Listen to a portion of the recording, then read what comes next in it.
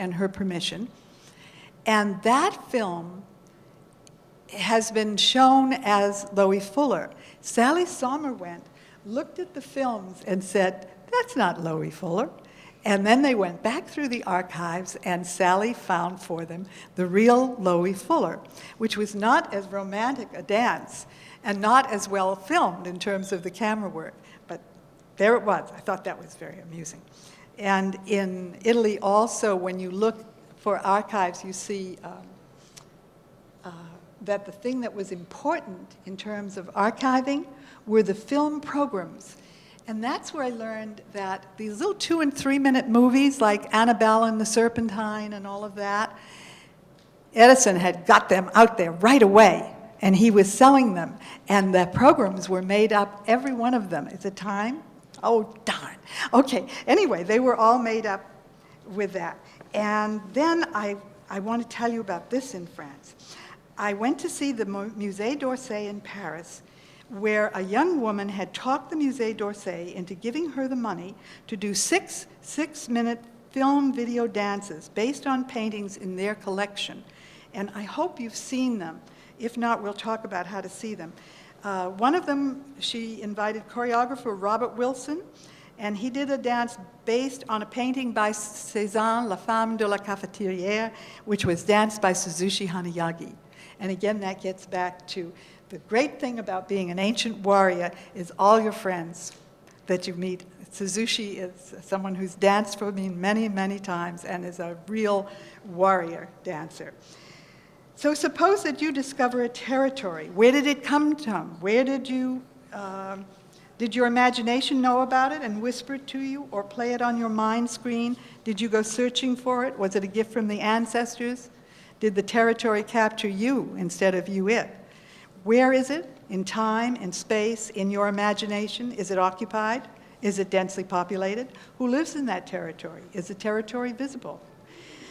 Now that you have discovered the territory, will you observe and enjoy its terrain and resources? Will you survey it, make a map, keep it as a private territory, holding it close to your heart, or develop a plan to share it?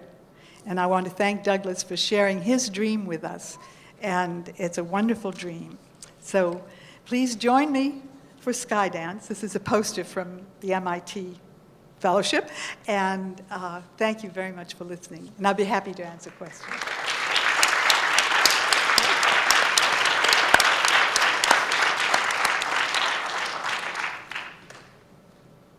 If you have any, speak up. Ah, there you are.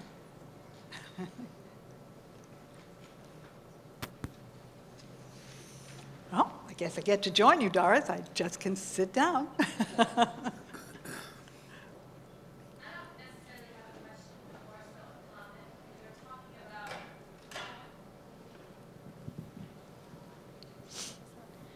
Is it on? Okay, it's on.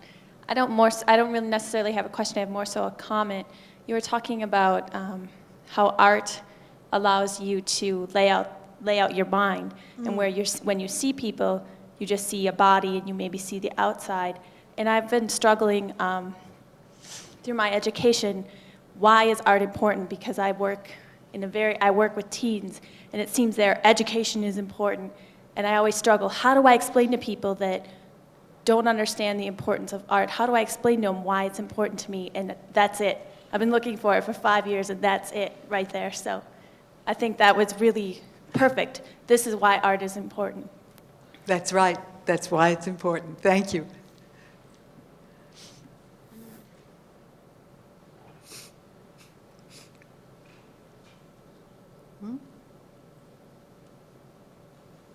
Oh. Oh, good. How do we see the video dances at the Dorsey? Pardon? The 6 video dances you mentioned? Yes. The one by Robert Wilson? How Yes. do we see them? Well, what I would like to do, and this is the place to say it, I arranged everything for a tour of this tape. And it's a marvelous tape because it allows us to, you see, it's another collaborative deal where this young woman, who is actually a journalist, chose the dancer. She got to choose the dancer, the composer, the painting, the choreographer. Well, she didn't choose the dancer, she chose the choreographer. And she married them. And so we have these four, actually it came out to be four wonderful tapes. So in Sarasota, I was trying to get this little visual arts center I was directing to back a tour, and I couldn't get them to do it. But we did do a performance where I invited the art historian from the Ringling School of Art and Design to come and talk about the art part of it, right, the paintings. And a composer to talk about the music. And when I showed them at Marywood University, where I go to teach, there was one of the nuns who got very angry. It was wonderful. It was a perfect thing, where she said, the music was simply terrible. And then a young man who teaches music at someplace way out somewhere else in a university said that was very closed-minded of her to say that, and he gave her a lecture on keeping her mind open. And so it's a great catalyst, and it's a wonderful films, one, because they are magnificent, to bring and then have people talk about. And the audience got very involved, and it got a beautiful dancer who told me she would dance in anything that I wanted to make. Hey, that's great. And she happened to be in New York. And so I would like to see a university, perhaps, do a tour of this little box. And then we could sell them. I made arrangements in terms of contract, because I think copyrights and contracts are terribly important, with them, that they would give us the tape for free and we could do the tour for free, and then we would do a deal on when we sell copies of the tape. So thanks for asking, so I could put that out there.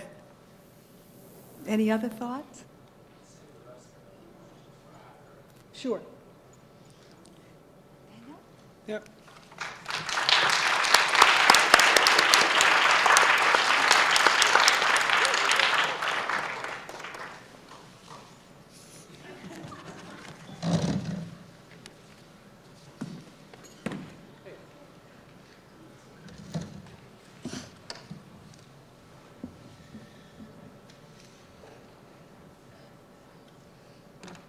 It's called Dance for the Camera. If I may make a little trouble, I'd like to change my talk, the camera for the dance. Makes all the difference in the world. I became intensely aware of this instrument way back in the 40s. Tamiris and I had a lawyer named Arnold Weisberger, who was a leading lawyer on Broadway, a Broadway lawyer. So he could get away with anything, including sitting down in the front row at City Center with a little wind-up camera and shooting.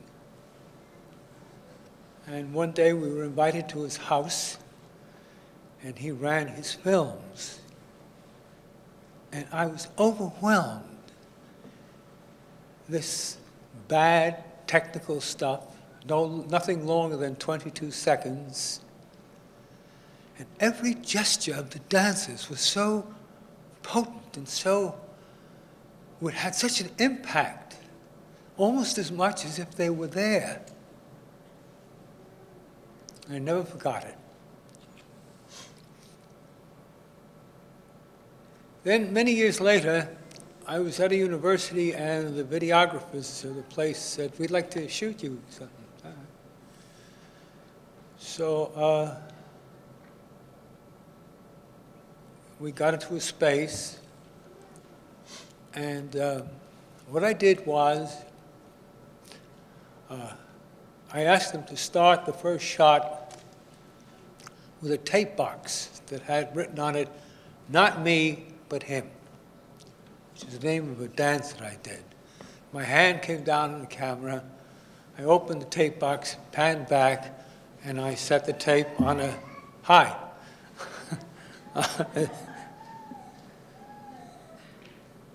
You're right. I set the tape on the tape recorder, and I did this dance called Not Me, But Him, which is done with a mask. When the dance was finished, I came over to a bench and wiped my face, and I lit a cigarette, which was the convention in those days. And I began to talk about the painful difficulty of our field. It's hard to see dance often enough. You can reread and read a poem by Rilke and finally find something in it that means something to you. You can go to see Citizen Kane 12 times. It's very hard to see any dance more than once. It's not enough.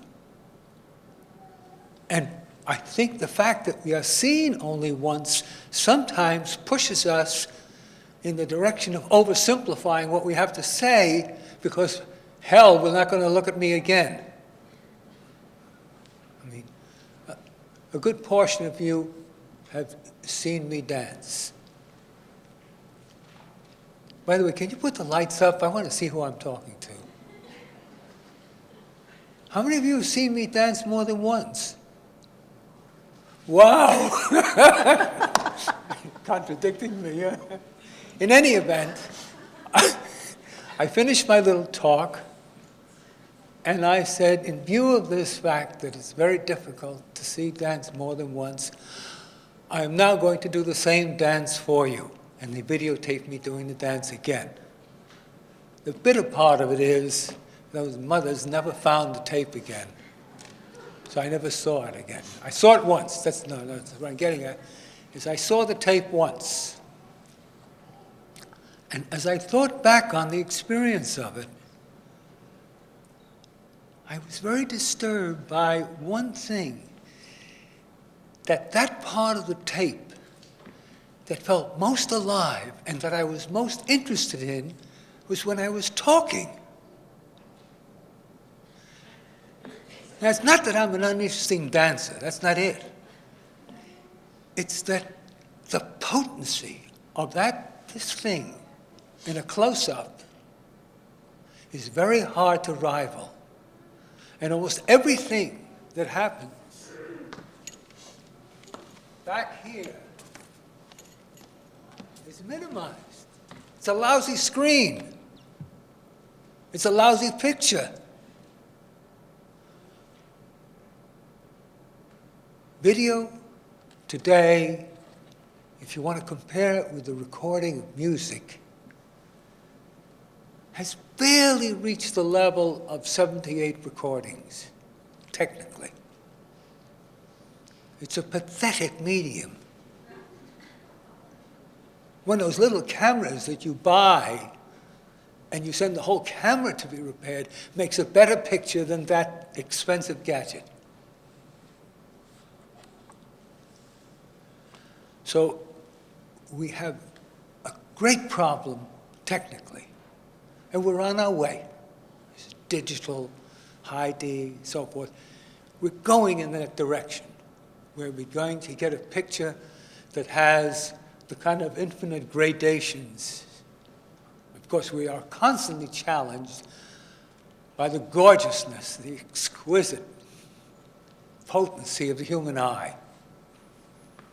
I mean, there's this powerful light coming on your face, but I can see the side of your face that's dark also, and I can see the features there. You can sit in the top balcony and be poor and see dancers like this, and you can know one dancer from the other.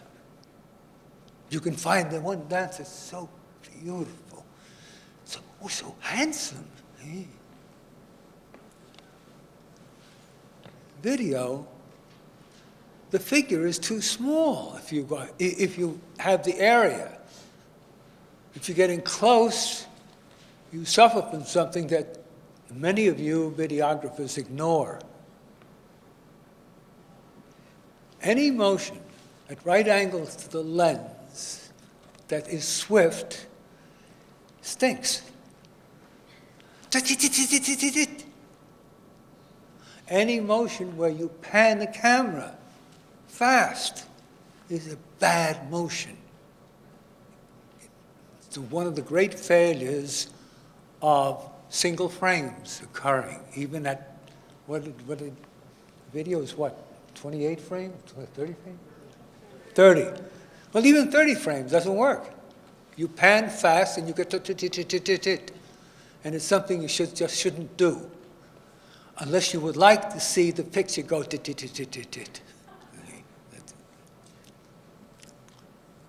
So, what I'm going to talk about and focus upon is what's closest to me, which is what we all do here. I am most concerned with what this conference is not. I am most concerned with the incredible dance works which are passing before our eyes and are being recorded badly. Their life, their impact, their meaning, their sweat, their sensuality, their and film that goes.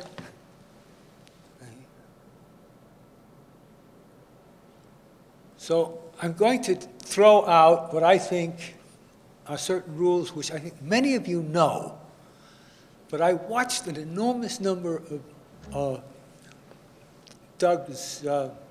what Doug curated for the IDET conference at ASU. So in the last month, I saw a tremendous amount of films by some of you. And some of you are making some bad mistakes. You're just not making the kind of adjustment. And I keep looking for a word which I look in the dictionary, and the dictionary doesn't help me. I think we should make dance more imminent. Mr. Linguist, are you here? Huh? Did he leave? Huh? Oh, he's gone. I keep thinking about imminent, that when you sit in the theater and you see dance that's meaningful, it begins to inhabit you, or you get on the stage, one or the other. One of two things happen, and that's what's called involvement. The terrible thing about most video is that you see it, and it's there.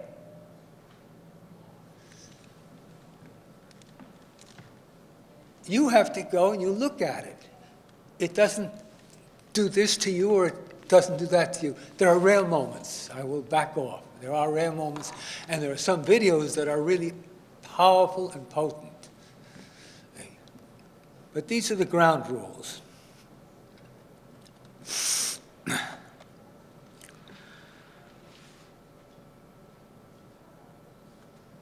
One of the most important things is the height of the camera. What I learned from Arnold Weisberger's camera was that it was on the level with the stage. So he was looking up, which means the legs are longer and more potent, and the head is smaller, and so there's the ideal dancer's body is at work. And still there are times where the arms are powerful and should be potent. So the default position of the camera should not be one that's comfortable to the videographer. Videographers are comfortable being like this, standing. They stand, which means they're looking down at your feet, which means your head is bigger than it should be, and your legs are smaller than they should be.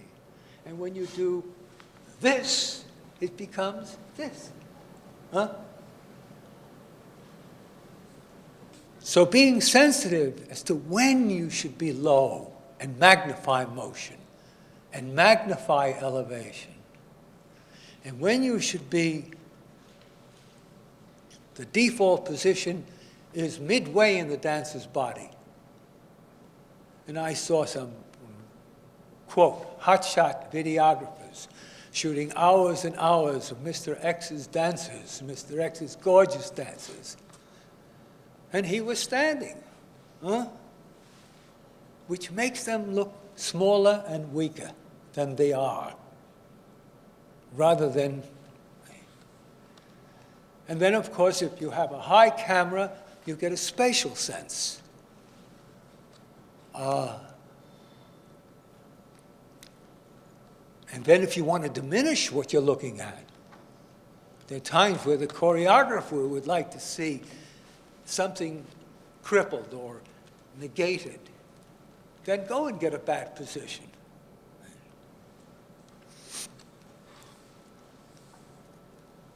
Something has to happen within the first 60 seconds of any film of dance or video of dance. Of course, I put that in the worst possible way. I said it has to happen. If you don't know where you are, if you don't know context,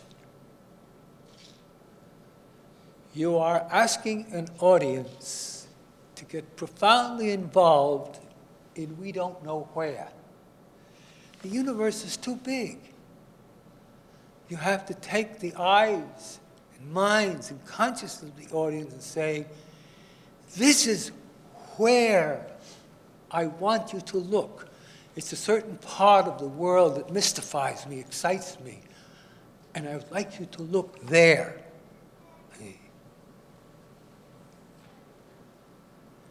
And the next thing is you have to know who or what is dancing, which means you have to get in close enough. And that's early. I can't tell you how many times I've watched in this last month as much as 20 minutes before there's a facial close-ups. I say, oh, that's who was dancing there. That's who had that strange back. So you need the dialectic of context and who. And when you have that, you can begin to develop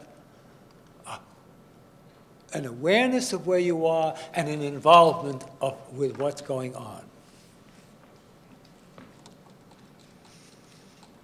This is the matter of who is if you are on a Goddard kick or a Bertolt Brecht kick, maybe what I'm saying is not relevant. You want to be certain objectivity, because I was talking about involvement with what's going on. And there's a whole school of theater that's talking about alienation and distance.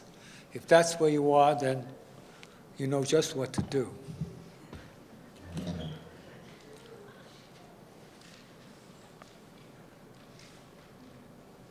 Focus.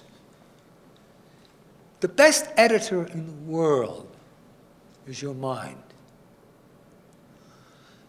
The human mind is editing, cross-cutting, and dissolving all the time. I happen to be looking at, catch my eye, Deirdre Towers, and she's shaking her head. She agrees with me. A moment before, I was looking and I was seeing the mass of you.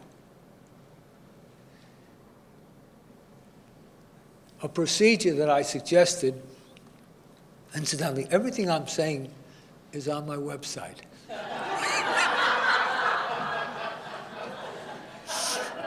And if you want the address, later I'll give it to you.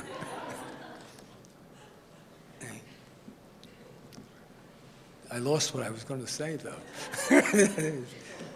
Huh? Where was I? Yeah, all right, something will happen. I'll finish soon.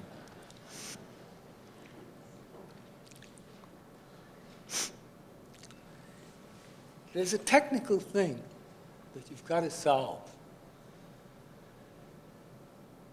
Dance in America was just hopeless. I mean, you would have someone go, and it would be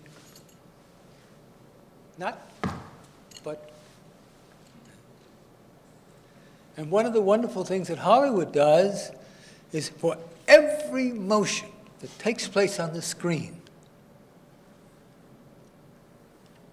in plays and musicals and whatever, is covered on one tape. It's called foot and dress noises. Huh? Foot and dress noises. Am I clear? Oh, I'm not miking. Okay. Foot and Dress noises. Foot and dress noises. That's what they call it. I mean, that's Hollywood lingo. You know, like when they shoot on the set and it says on the slapboard MOS, it says without sound. So they say, why is there an M there? Because in the early days they had these German directors, it says without sound.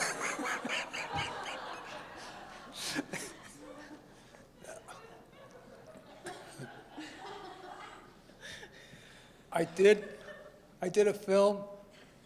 My one film appearance was in one of the sleepiest things it ever was, called Just for You, with Bing Crosby, Ethel Barrymore, and Jane Wyman. And Tamiris did a bullfight ballet in there that was just incredible. It was wonderful. And I did an impossible thing where I fell down 12 steps, and I was killed. It was wonderful. Good film. If you ever get to see it, try to wait till the middle.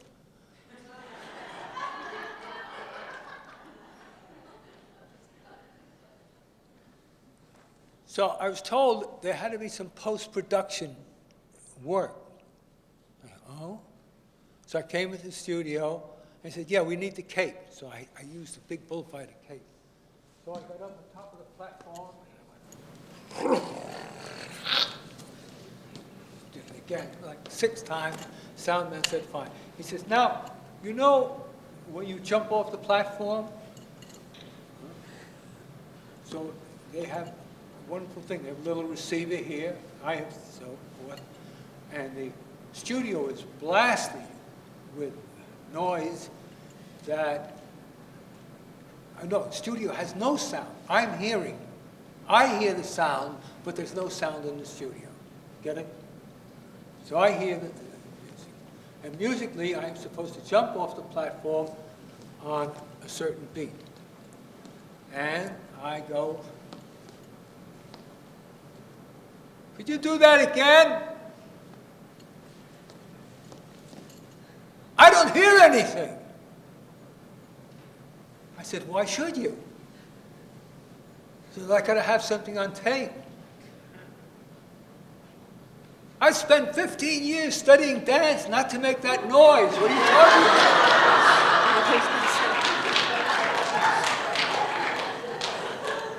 He came out of the booth, and he all but got on his knees. He says, Daniel, I'll record it and mix it. No one will ever hear it. But if I don't have that on tape, they'll have my head. So you have a problem. And sometimes it's very difficult. Because if you have recorded sound in the studio, you're running the tape, what does the mic pick up? If the mic picks up that, it also pick up the sound coming from the speakers. That's bad sound. The only good sound that should go on the tape should go directly from the music recording into the tape machine. Therefore, you have to find a trick. And Daniel has found, what time? Am I over time? Huh? Okay, I'll be fast. Quick trick. you get a speaker and you set it behind the dancer. And you get someone with a shotgun mic who follows the motion of the dancers and picks up every foot and dress noise, but doesn't pick up the music, which is played at a minimum so quietly so that it can be heard by the dancer, but not by the directional shotgun mic. No? No, you don't get it. All right, I'll wrap it up.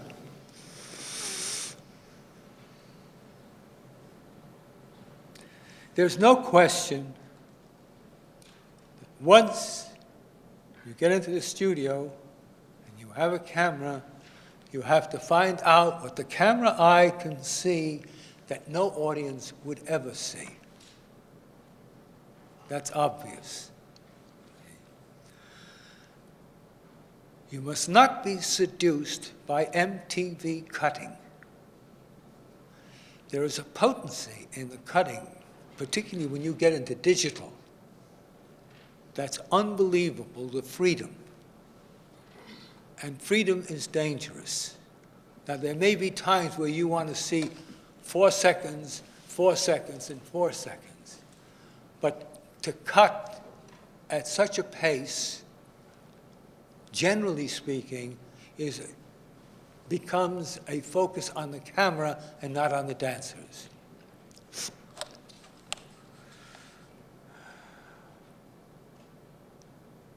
Okay. Someplace along the line, and this has been mentioned once or twice, you guys, and most of you are behind the camera, have to keep using your ingenuity to reduce the cost of super production work. There is a possibility of having co-ops so that a couple of universities get together and they rent a weekend and they rent the best equipment and the best people. And when they have post-production, you have a co-op to do it. You've got to find a way of reducing the cost of doing it. Now, everything that I said applies just as much to doing dance for the camera. My concern is the marvelous dance works that we do not see on video. And I really think that the day is possible when there are dance works which will become hot video sellers. And dancers may actually make money. It's there. I mean, that a funky little man with a guitar and a guitar on a wire, a harmonica on a wire in front of him becomes a multimillionaire. And it's only the technology that made it possible. Somehow, your technological know-how now has to be applied, and I'm going to misuse the word, never use it again, to make what we see imminent. Okay.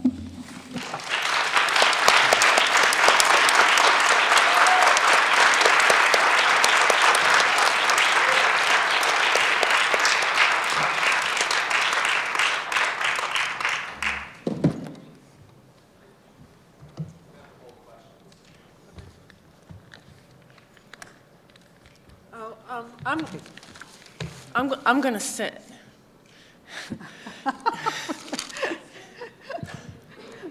Yeah. Look what you've done, Doris. And I just brought this computer because I just got it. I'm just entering. And I don't like computers particularly, although it's they're marvelous, of course, and I'm part of it as everyone else. But it just looked so amazing. So I was just having so much fun writing anything at all about today, because Douglas's talk at Anthology really just rushed through my mind and brought me back to the beginning of my roots and up to today. Then I found that the printer that I got, the new printer I got, that all the paper got stuck in it, you know. So I couldn't print out. So I'm going to refer to the computer when I need to, hopefully not too often. Well, this is amazing to be here, and we all have so much to thank Douglas for, and it's hard coming after everyone here. One reason that I have done as a dancer, I don't know if I want to use the word choreography for what I do, perhaps, and filmmaker, video maker. I've also done holography. One reason is that I don't want to be in front of an audience. I love working with that camera, that lens, that one person behind the camera, the privacy of that moment, the moment where no one else can go, and as Douglas said, being in that intimate space and bringing the audience there. He said that the first piece I want to show you, a section from a 1980 work, Tides, was the cinematography is by Hilary Harris, and this conference is dedicated to his memory. And I was very, very fortunate that Hilary lent his great talents to me early on in my career, and I have so much to thank him for, and it is a very amazing moment to be here, to be able to spend time with Hilary.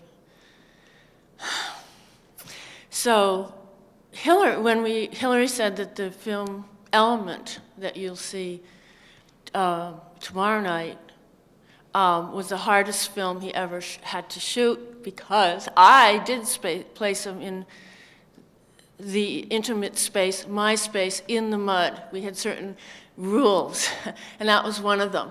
You're going to be in the mud with me, you know, standing in it. And Hilary said, yes, you know.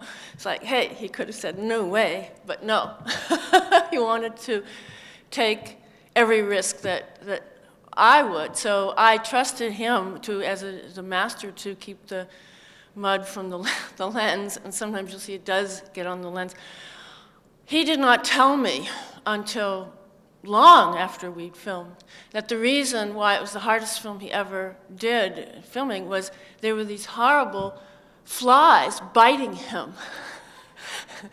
And he had to, I wanted the camera so close up, because I found when we first looked at the rushes, that thing that Daniel talked about, what was powerful was the greatest intimacy, and we worked through looking at those rushes, and I said, no to that, and yes, Hilary, I want this, and of course I was inspired by his 9 variations also, but wanted something very different. And I also wanted him in the mud because I wanted a kind of, his work was so perfected and so amazing that I wanted a kind of unpredictability.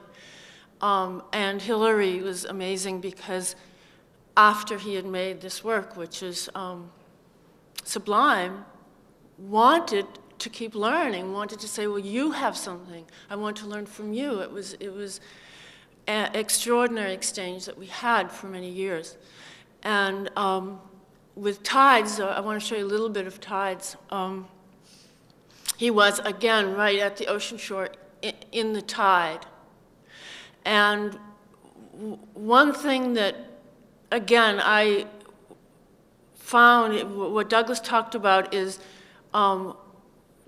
dance which doesn't look like dance, and it's why. Why would this be important? Why would I want that? Why would one want something which is in flux, draws from improvisation by its very nature? In Tides, I am literally in the water. There is no way one can respond with one's body, with that force. You are dancing with that force, against.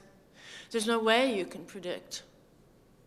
But one practices as one does in any dance. In other words, I went out there many times until that rhythm was, again, what all of us have been talking about, is inside oneself, in the mind, so that there is a confluence between the inner life, the flesh, and the forces of the world. And I think that one reason for me this whole area is, and it is so important, is the technology, while it seems to separate us from our bodies, can be an integrating and uniting force, because that is an integration with a system larger than ourselves, is connecting, and the internet is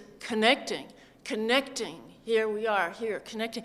And what Elaine wants to do, I presume, in her work, and technology, it's a system which does allow to connect up. And that was made visceral by being in the water and with Hillary there, and working out that in order to produce the imagery that I wanted through this flux, there is a moment-by-moment decision-making, which is beyond the mind, which is just an amazing experience. It's like W.B. Yeats called "He who sings a lasting song thinks in the marrow bone," which means you need someone behind the camera in this to also be making this second-by-second decision-making. So there's this enormous need for trust of that person behind the camera, because they are part of you. It's just extraordinary. And I would be moving, and the image would be in my mind, the moment when Hillary and I started working together, and there it would be on the screen. Of course, sometimes it wasn't, and we'd fight, but so many times it was. So this extraordinary thing. And when Douglas was talking, I realized that what happens is the spectator, the intimacy is so great, because we are drawing, it's not this audience out there by any means. The spectator is between the performer and the camera. You see, we become in this space between, and it's almost an invisible space. And I realized in writing on this computer that, thank goodness, I don't have to use so far, that this is an invisible place.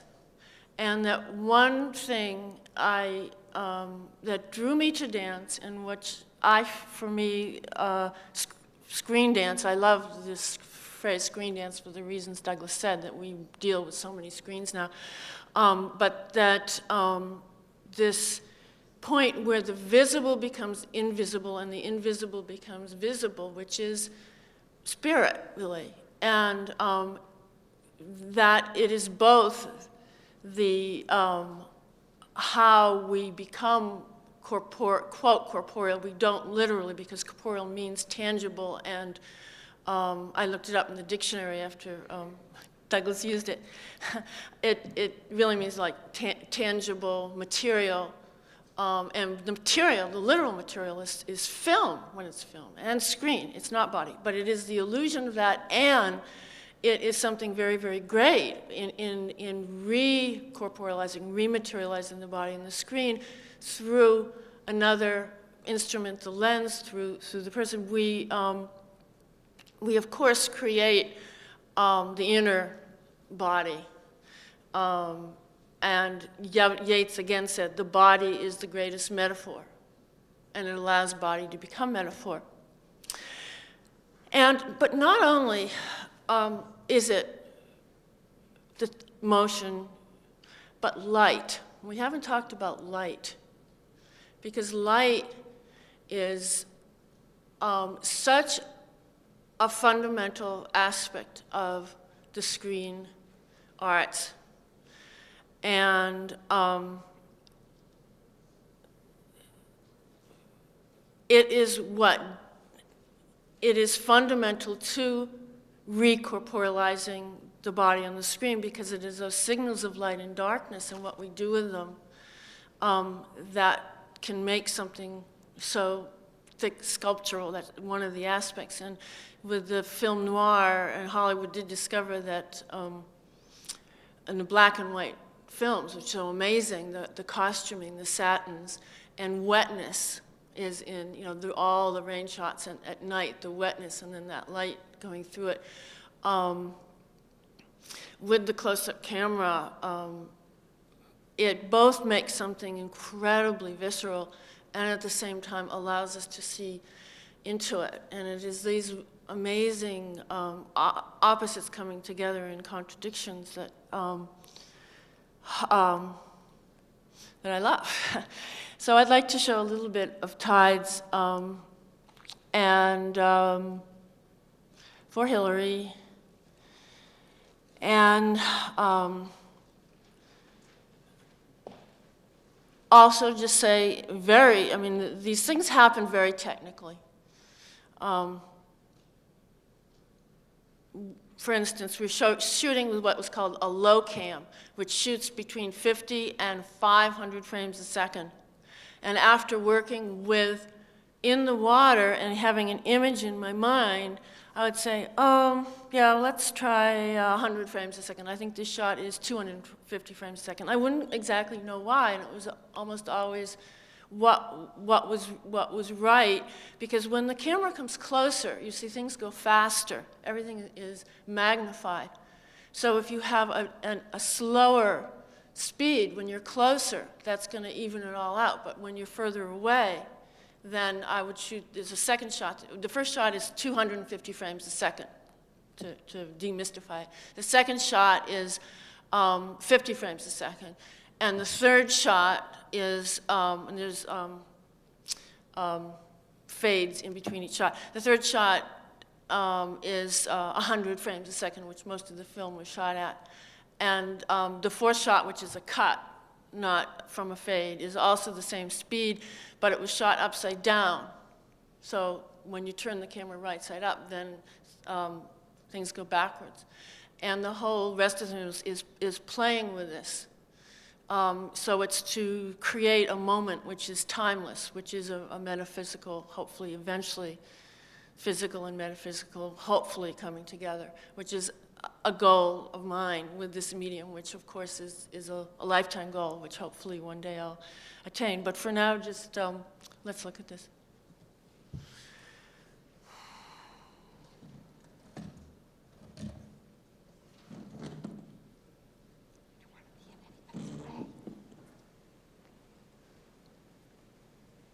Oh, this is from Isadora Duncan, The Dance of the Future, which has to do with the female and nudity, which she wanted the body to be spirit, intellect, emotion, and the female body nude to understand that these things can come together. And we'll talk more about that, the nudity and female identity, later.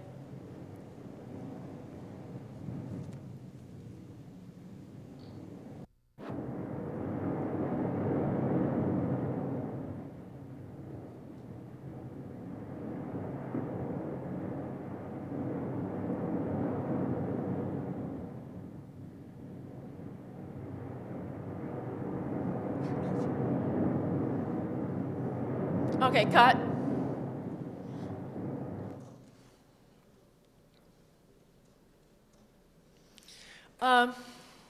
What I was saying, you might not have been able to hear me, that on that first shot, what's going on is the camera's starting at well, it's a pretty long lens, but as I'm moving actually as fast and as hard as I can to hit the wave, and but it's 250 frames a second, and Hillary is zooming to keep right, I guess it was around my calf to my head, really constant in the frame, so that there is a constant that makes an idea of timelessness, because and suspense, because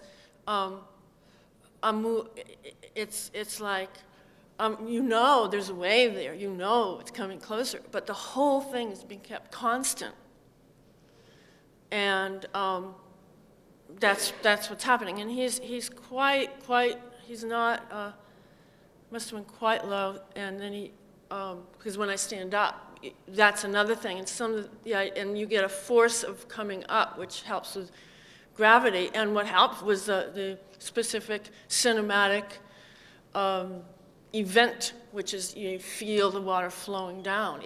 So this is a cinematic dance event. I could not do what Daniel was talking about. I don't know how to do that. I don't know stage dance at all. I wouldn't know how to make something, a stage dance, powerful. This is a really cinematic dance event because of dreaming up this metaphor image of the dancer in the ocean.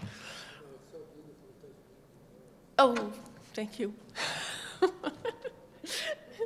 I want to be analytic, though. because a lot of analysis did go into it, it's thinking, what camera do we use, what speeds, and contacting the Coast Guard to find out when the tides would be exactly where I wanted them to be, because what I discovered, I wanted that last shot, because I discovered that a great point is where the material, where the ocean meets, or the mud, and where it meets the body, and the force, those two forces, and just going right into that with the camera. But what happened was then I wanted to show the upper body, and the ecstasy of the upper body in the face, and the waves wouldn't come up, so it just looked stupid. So it was September, so we waited till the next year, and I figured out, well, hopefully we'll have hurricanes.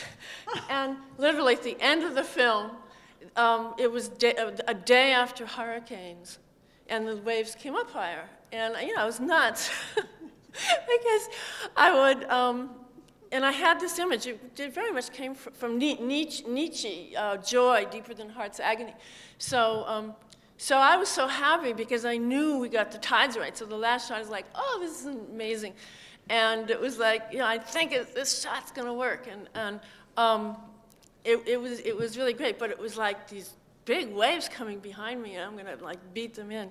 And Pooh Kay and I were talking last night, about that you want to materialize the image so badly that it gives you this force and this power beyond yourself, and you somehow you do it.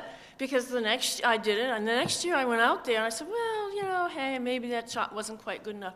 But inside me, I knew, we got it. So I tried to roll into a wave, and it was like I would have hurt myself, because that inner image was just not there anymore. That was what I was moving from.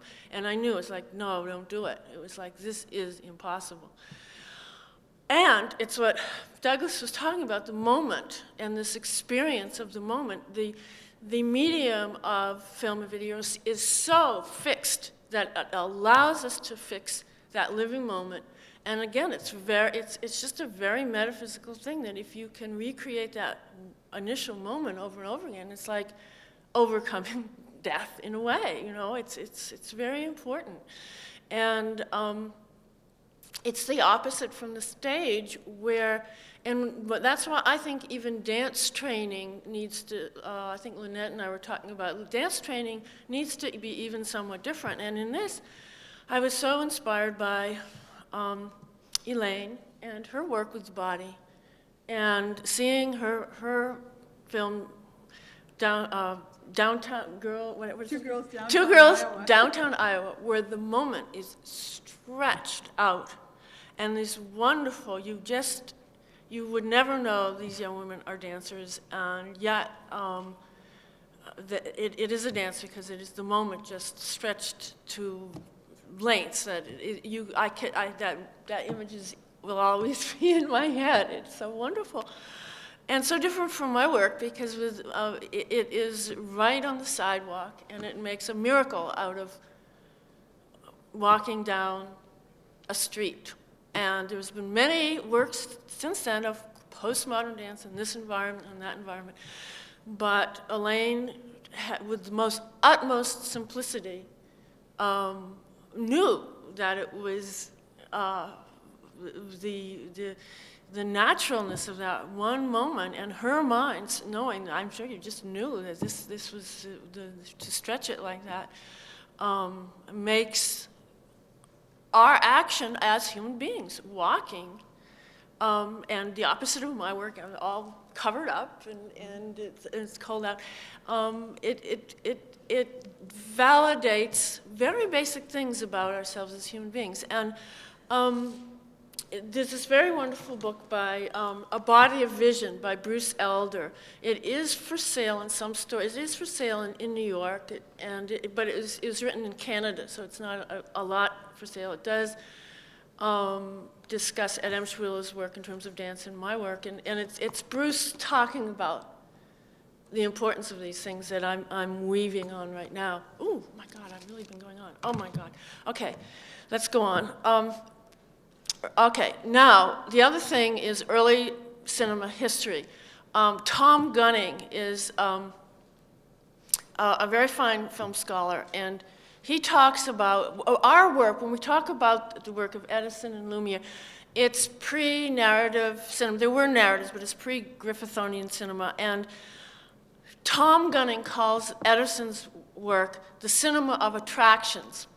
There are these moments, and that's the one thing I might want to try to find on the computer if I can.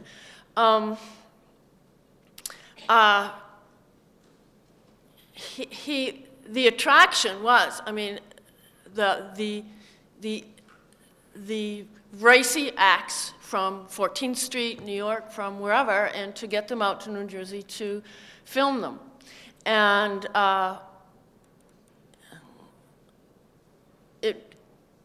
he articulated what this cinema did, and says he feels it's very important now for the avant-garde, and it relates to what I'm doing right now. He says the cinema of attraction directly solicits spectator attention, inciting visual curiosity and supplying pleasure through a unique event that is of interest in itself, which Tides is also down, Two Girls Downtown Iowa is. The attraction to be displayed may also be of a cinematic nature that we've been talking about. A cinematic manipulation, slow motion, reverse motion, multiple exposure. All that was going on in early cinema. And it's like Daniel says, our greatest editor is the mind. Well, that's why they were able to do amazing editing things. Like Douglas has this amazing trick film of this little girl doing all her acts and cut each one, and she changes her costume, and it's absolutely this continuity. Each time you see her costume changes, it's an amazing editing concept where they were just cutting the film, like Doris was cutting her video. Anyway, theatrical display dominates over narrative absorption. The cinema of attractions constructs with its spectator the recurring look at the camera by the actors, dancers. Exhibitionism becomes literal with the erotic films which play an important part in early cinema, often including full nudity, which was driven underground in later years. The sudden flash or equal sudden curtailing of an erotic event, the rhythm of appearance, transformations, and sudden appearance that rules the magic film all invoke a spectator whose delight comes from the unpredictability of the instant. Okay, so recently I've been filming the acts of erotic dancers in downtown New York, and I found their dancing to be very cinematic, and I'm very interested in where art becomes not art and vice versa. And one of the women who I thought was really good in this club, she got up and read a poem. And in her dance, she was, in a sense, totally nude, but hiding herself. And in her poem, this is a high school drop-off, she revealed there is a violence breeding inside this tube of lipstick. My tongue has been slashed and nailed to the wall. And she goes on, speaking of the experience of lap dancing, is he and I have strapped ourselves inside a tale of Beauty and the Beast, where the roles are reversible. And a brutal revenge can brutalize us both. And talking about well, it's just an amazing poem. And suddenly you are inside her body by those words. And I got interested in the women who were dancing and started working with them. And there I was back in Cinema of Attraction in dealing with them through these, it is a technique of moves which are improvised differently. There is an eye-to-eye contact with the spectator because you are dancing with that one person that you want to establish that intimate contact with, which is so similar to the camera. And I put on a multimedia piece at Anthology Film Archives in the American Museum of the Moving Image. And I wanted to show you, I don't think I have time to show you except the piece itself. I wanted to show you the raw material. But this is slowed down, reversed, variable speeds through overriding the computer. It's shot with digital tape, and it is because of the digital signal in which you can see every frame, it is clean, that I was able to override the system and use the toggle, the hand toggle, so I can get all these variations which the computer cannot do. And again, it was practicing. It was just like music. It was just divine to have my hand remaking this dance. And it was done with the strobe light. So you see strobe on, medium, off. Again, that medium of light. So let's look at some of light of the body. Let's go past those two tapes to the third. It'll say 3 videos, 3 performance videos or something. So it's not the second tape, it's the 4th tape. Yeah, put that on. Oh, this can't go on the internet. That's another thing about the identity. The dancer does not want her image on the internet at this time. And that involves just so many issues. So could we not tape this for the internet, just for us here? Because I feel she trusts me, and I do not want to betray that trust. Yeah, okay, great. Okay, but it's a very, very interesting issue. Contracts and, and who someone is, and privacy. It is